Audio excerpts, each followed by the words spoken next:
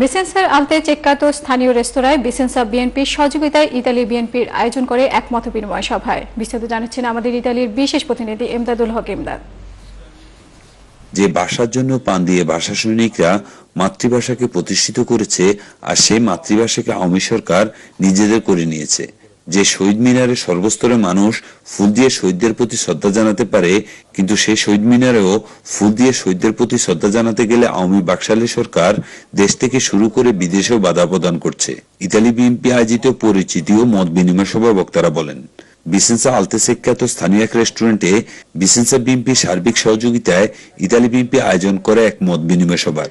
প্রথমে কোরআন তেলাওয়াত করা হয়, পরে ইতালি বিএনপি সভাপতি শাহ তাইফুর রহমান ছোটন ও সাধারণ সম্পাদক খন্দকার নাসির উদ্দিনকে বিসেন্সা বিএনপি সভাপতি আব্দুল গাফফার মুখতার ও সাধারণ সম্পাদক আব্দুল আজিজ ফুল দিয়ে বরণ করে। ইতালি বিএনপি সাবেক সম্মানিত সদস্য মাসুদ কবির শামু, বিসেন্সা বিএনপির প্রধান উপদেষ্টা এস.এম. আলমগীর, ফিরোজ খন্দকার ও স্থানীয় নেতৃবৃন্দ। আর এই পরিচিতি ও মত বিনিময় সভায় আসেন Bolzano, Varese, Bergamo, Brescia, Bologna, Firenze, Venice, Padova, Napoli সহ বিভিন্ন শহরের নেতৃবৃন্দ অংশগ্রহণ করে। প্রতিটি শহরের সভাপতি, সাধারণ সম্পাদক সহ অন্যান্য নেতৃবৃন্দরা ইতালি বিএনপির পূর্ণাঙ্গ কমিটি গঠনের জন্য তাদের মত প্রকাশ করে।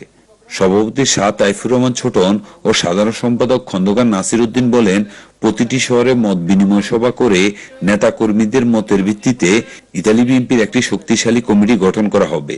নেতা কর্মীরা বলেন, এই কমিটির মধ্য দিয়ে বিভিন্ন শহরে আওয়ামী সন্ত্রাসীদের প্রতিহত করা হবে।